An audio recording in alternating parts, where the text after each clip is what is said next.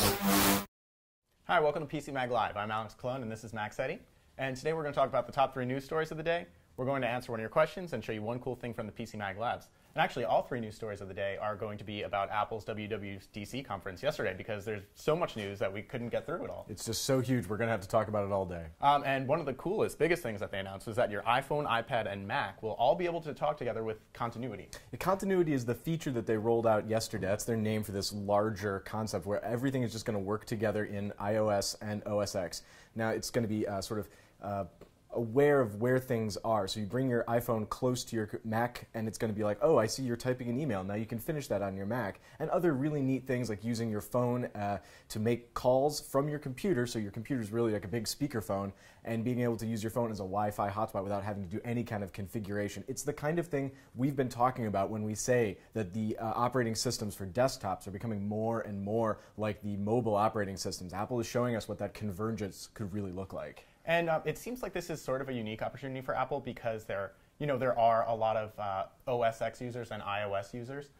Whereas, with a company like Google, there may not be as many Chrome OS users as opposed to like all the Android users that are out there. Absolutely. This is a great opportunity for them to leverage the fact that they have a desktop and a mobile presence, and it's going to solve that big problem that everyone has when you get like text that has a link that you just don't want to look on your phone, and you're sort of like standing there knocking it against your computer hoping that somehow it's going to get in there, and it just doesn't happen. Continuity is going to be really exciting. Cool. Another exciting new feature is that Apple is putting its fingerprints all over security. Yeah, so we all remember the Touch ID when it rolled out for the iPhone 5S, and the big thing was, why does it only unlock your phone and authorize purchases on the Apple App Store? Now it's going to do anything a developer wants it to do. They're releasing an API that will allow them to bake in fingerprint security into any app you would want. If you're logging into Mint, you're logging into your password manager. Those tend to have really long, complex passwords, which you should have. This is going to make that much, much easier. And you can rest assured that your fingerprint data will never leave your phone. It stays on there, and it's some kind of back-end exchange that's going to keep your data protected. This is going to be great because people make bad password choices. They use really simple passwords, they reuse passwords. We're getting towards the place where we can just move away from it entirely. And I love that too, because I use Touch ID to, just to turn on my phone all the time. But I have gotten to the point where you've made me so paranoid about password protection that my passwords are really hard to enter. Exactly. So many different characters that, that just makes it so much simpler. I'm really looking forward to this.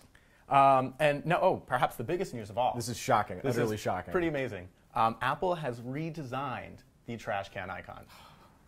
I mean, we were all stunned, jaws dropping to the floor. It sort of looks like Windows to me. Instead of being like a metal mesh, it's sort of a clear, plasticky thing. What did you think of it?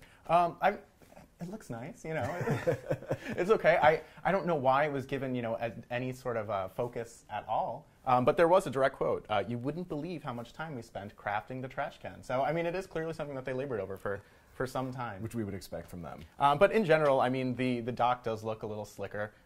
There's more of a focus on translucency. I like the way it looks. Yeah, absolutely. Okay, now let's answer a reader question.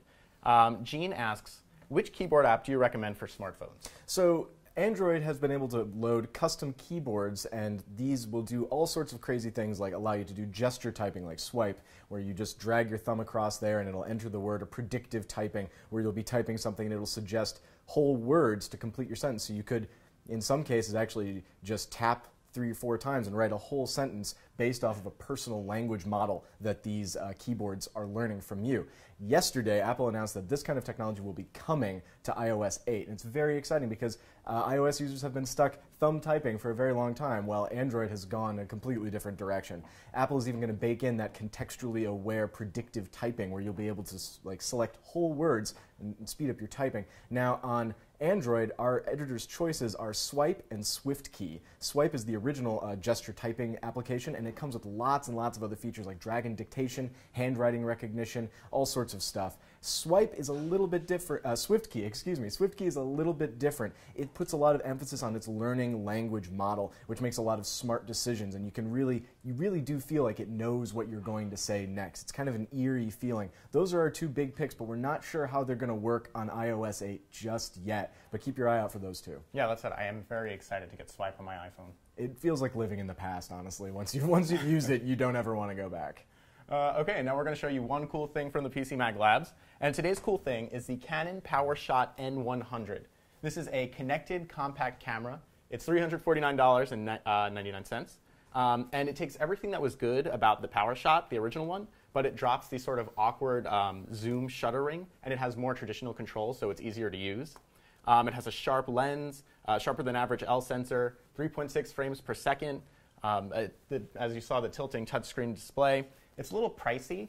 There's no RAW shooting support, but our camera analyst, Jim Fisher, really liked it. He gave it 4 stars and an Editor's Choice Award. So if you're looking for a new compact camera and you want the Wi-Fi connectivity, it's a really good choice. What I find truly shocking about this is that I've turned it on, and it actually is showing me a photo of myself down in the little bottom here like a smartphone would, where it's got forward and rear-facing cameras. That's remarkable. You need a new camera. I do. I really do need a new camera. So, yeah, we'll see you again tomorrow. Thank you.